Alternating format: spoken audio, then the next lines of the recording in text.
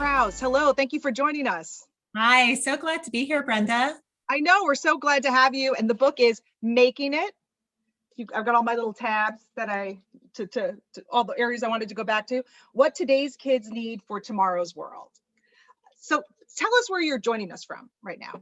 Well, I wish that we were together in the studio, but this has been a bizarre book launch because I've been doing it in my basement. So welcome to my basement, where a lot of things have been happening this past year. So I've been a remote worker for 8 years now, and so I've been lucky to have a remote setup for some time. And I'm looking at the space that became my homeschool for my two boys. So this household became a homeschool this past year.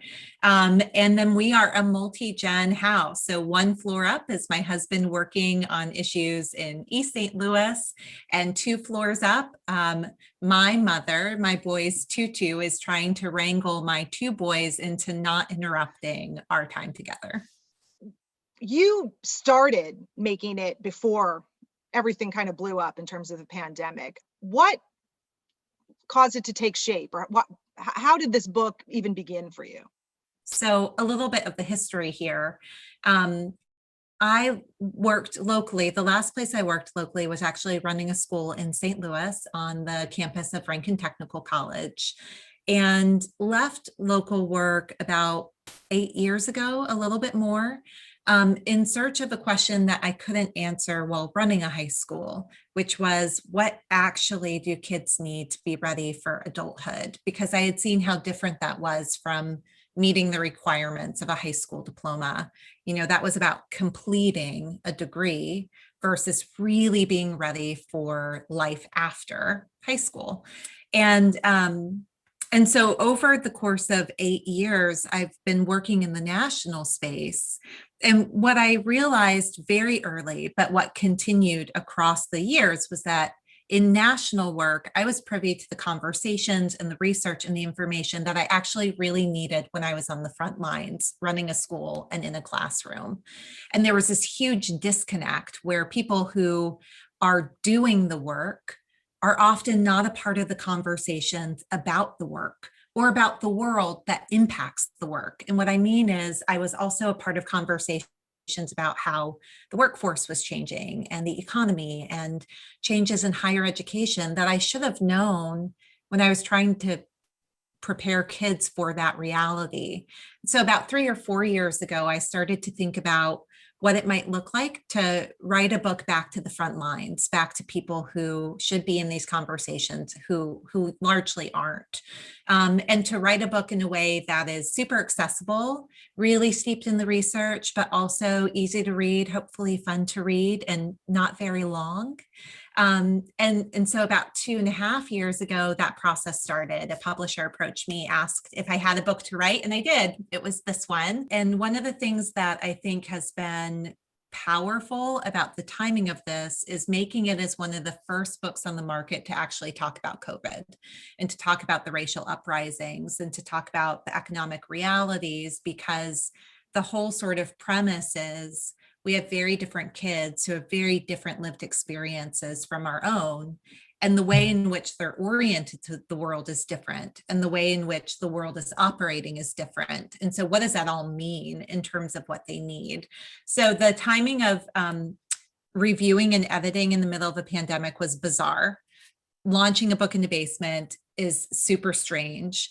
And the hope, though, I think, is that I think that this can be, I mean, you can tell me since you've read it, a resource for folks who are now grappling with issues that have come to light in new and different ways, that are really affecting the learning and growth and development of kids. You come at this from a very unique personal and professional background. You've talked openly about your own challenges with education, dropping out of high school and sort of having to make your own path toward learning. You've been a teacher, you've been a school director, you're a Teach for America alum, you have a master's in social work. You have a really varied background that has come together perfectly to address this. For sure. So one theme of my life, which has now included my kids is that sometimes for me to keep learning, I've had to leave.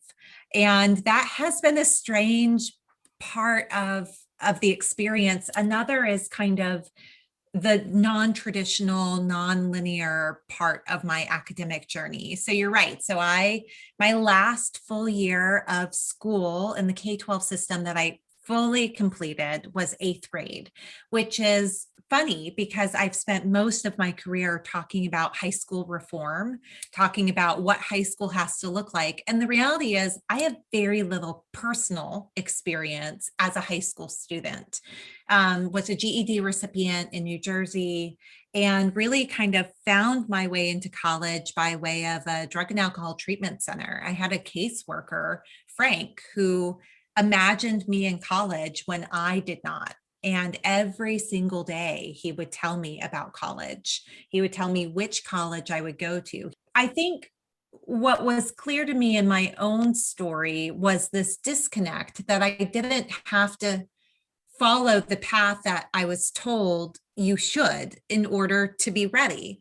And there was this gap between which experiences, which environments had actually engaged and educated me and prepared me versus what I was supposed to do or what we are supposed to do.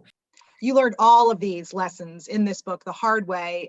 You talk about your own upbringing in New Jersey, in a town that you call well-resourced and wealthy, and you were in a family that was not.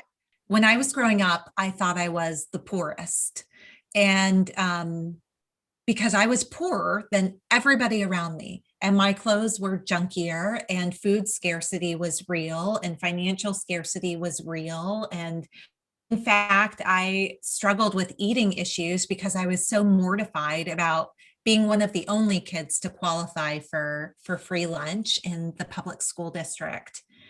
But in adulthood, I've lived in and worked in communities with deep entrenched poverty. And we have that here in the St. Louis region, and we have that elsewhere. So for a long time, I thought I had experienced poverty. And I actually, as an adult, I don't believe we did.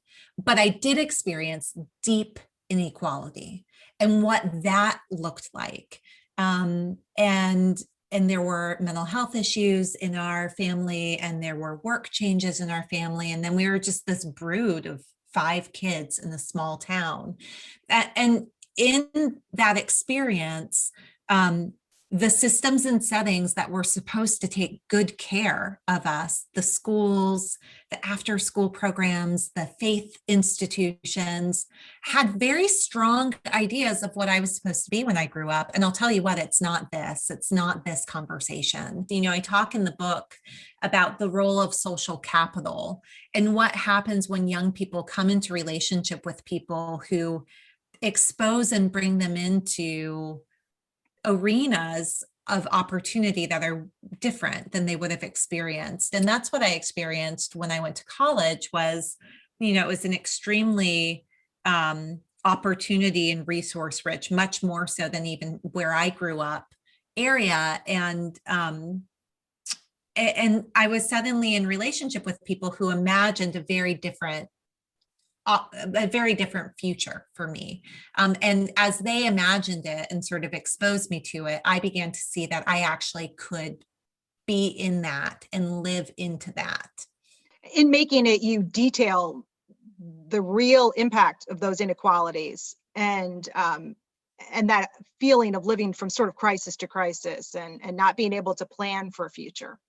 And that directly affected you. As you said, you ended up deciding to leave school, get a GED, and move on to a different path. And yet you really detail in the book how difficult that is. Yeah, I think, Brenda, like when we look back, so we're taping this in a moment of transition where most of the country is now vaccinated, masks are starting to come off, things are reopening. But when we look back at the last year and a half, and I think about what we know about the science that you just described of scarcity and crisis, toxic stress and trauma, in relationship to my own life and in relationship certainly of the students and the families that I've worked with over the years, what we know is that at baseline, what the brain and body does in the middle of a crisis is it tunnels, it focuses on whatever is in front, whatever needs to be fixed.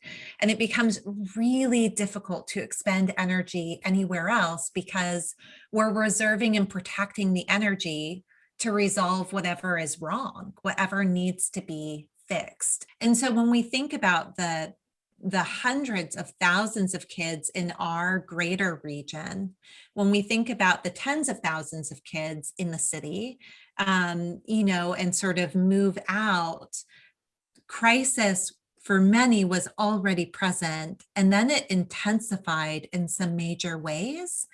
And the good news is there are ways to keep moving forward and learning and healing and growing, even when times are hard.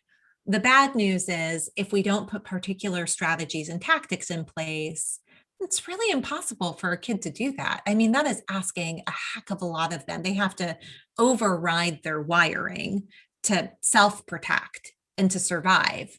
And that requires trust, and that requires tactics and, some science. One of the main points really of the book is that what you discovered early on is that sometimes you can't have that vision for yourself. You need the adults around you to have it. You need them to step in and start guiding you in this direction. Yeah, absolutely. So the book was really meant for anybody who is raising or working with kids, intimately or broadly. And really, if you care about kids, or if you're an employer or you work at a college or university and you're thinking about tomorrow's workforce and tomorrow's students, who is coming up to you, this is also a book that makes a lot of sense. I think one of the things that was important for me as I was writing it from a mom's perspective is that most young people need a light really shined on a very different path because life is looking so different. Stephanie, who did you write this for? So I wrote this book for anybody who's raising or working with young people. So this is educators, parents, coaches, counselors. And the reality is many employers and folks in higher education are also parents and grandparents or committed, devoted uncles or aunts. But we as the adults, we actually need a really updated understanding of how the world and workforce are operating and what's happening with kids right now. What is their lived experience? What is that doing to them? And then really, that's kind of the first part of the book. The second is, okay, so what do they need? And the third part is, what do we do about it? What are the things that we as adults do when we come alongside young people? And just in the last few days and few weeks, we're seeing story after story about the labor shortage that has come to the surface very quickly and in a very powerful way that if we don't figure this out, everyone will lose. Yeah, I didn't learn anything about the future of work, the labor market, or the workforce when I was preparing to be a teacher. Very little in social work school.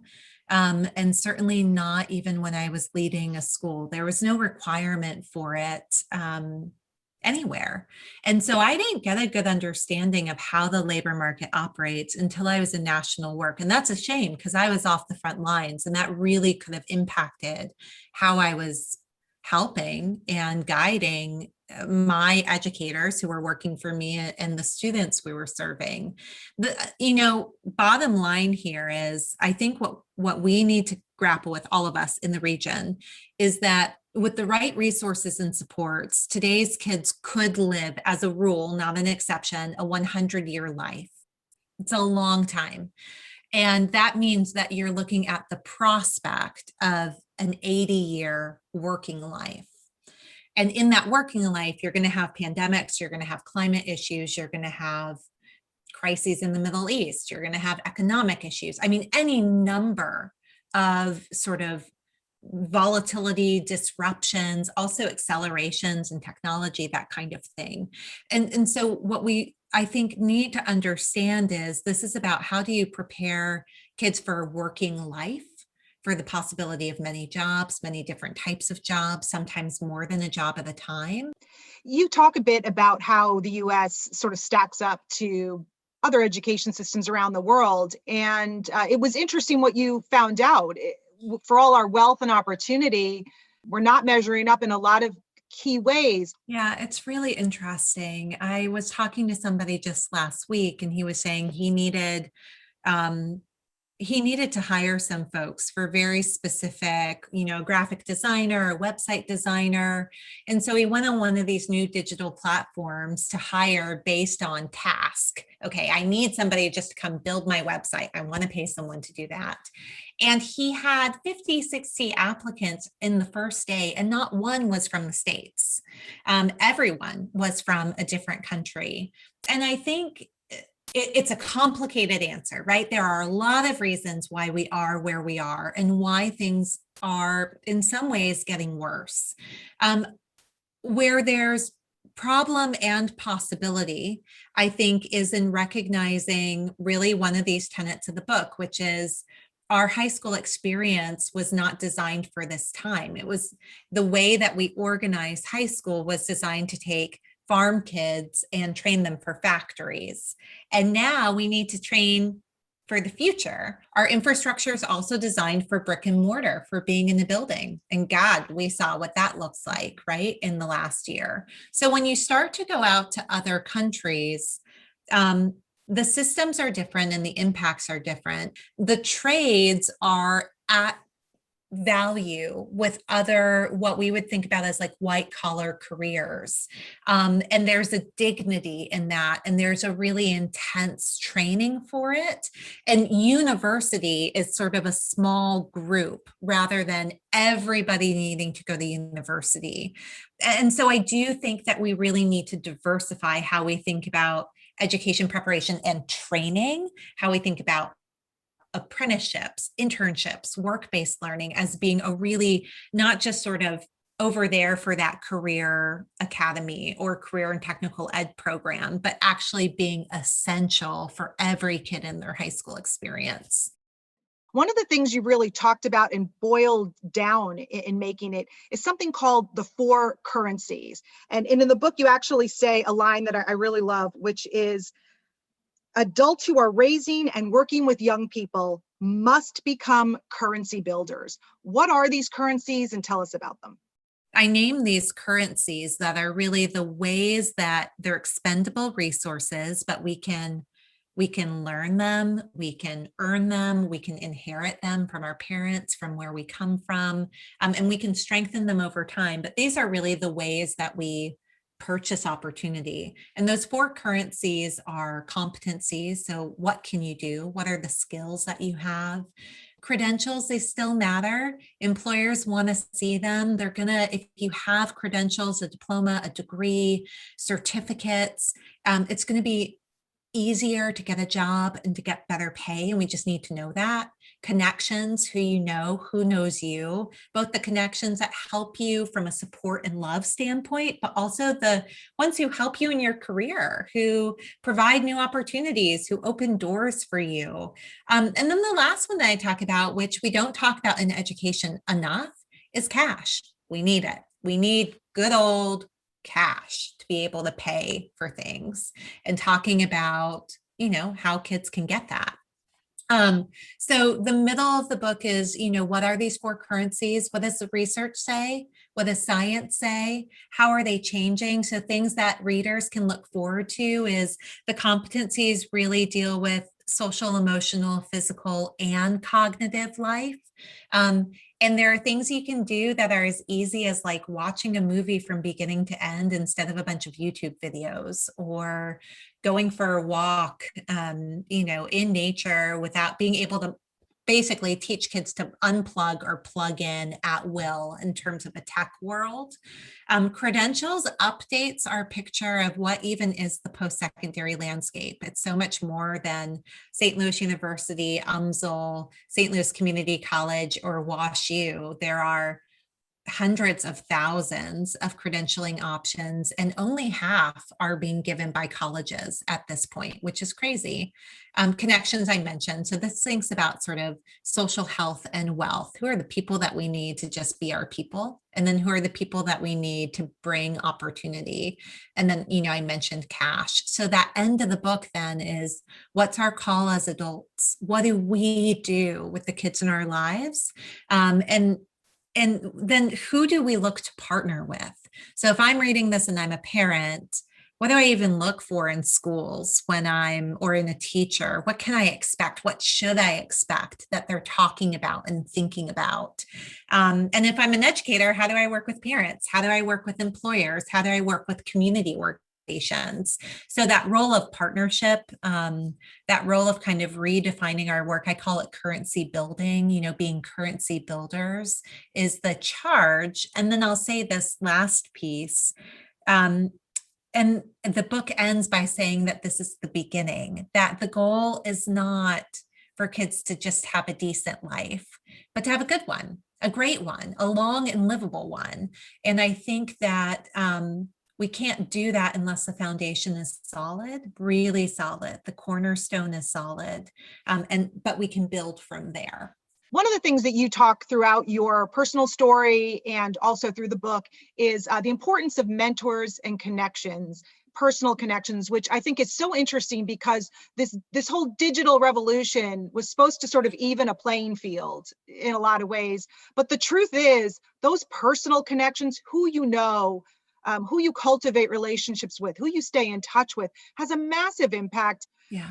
And that's something that we as adults can help with and can look for opportunities to help kids with. Yeah, that's right. And it highlights for me one of the areas that I'm concerned about with the pandemic. There's been a lot of controversial around learning loss. And it's controversial because everybody lost. Some kids lost more, but the starting place, nobody really fully gained this past year. But the thing that was lost, and there shouldn't be argument about it, is that for a number of kids, their ability to build mentorship, friendship, and these sort of relationships that get them scholarships, other internships, from coaches, happens from during the teachers. That's right. It happens during the extras. And those things got cut off. Or they really weren't the same. And so that's the piece that we have to understand. It's not just getting kids back into their school buildings. We have to make sure that those enrichment and extracurriculars out of school time, after school, summer camp, right? We're coming into summer, that has as much attention and investment to getting up and running safely, and then getting the kids who really lost out, because that is a big deal. When you ask people, right, who was it? It was the counselor, it was the coach, it was the after school director who knew them since they were 5, or the summer camp counselor. And teachers have done a heroic job, but the pandemic was not set up for them to deeply invest in the lives of all kids, because they were working obscene hours and having to do, 2-3 times the amount of planning for a crisis learning environment. So we've really got to bolster that youth development piece as we move forward. One of the things I really loved as a reader is that the solutions you're outlining from the currencies, talking about the opportunity marketplace and all of the really concrete things. And I just loved how practical all of this advice is. Yeah, I definitely am an optimist, but also a pragmatist. And I just think, especially now, we just deserve an honest roadmap. I want people to have a resource that they can go through it. And again, it's the beginning. It gives you on-ramps, go get that book on happiness, but also know this is how opportunity works in America. This is how you get a job. This is what college is going to look like. This is why mental health matters, and gosh, here are things that are affordable and available for you to be doing right now. Because if we don't start to break that down and attend to that, you're going to have kids who are grabbing at something that's elusive, because when we don't have those basics in place, everything's harder than it already is in this complicated world. We want everyone to know that Making It is available at The Novel Neighbor. And Stephanie Malia Krauss, thank you so much for joining us. It has been so great to talk to you. Thanks, Brenda. I agree. Thanks for having me.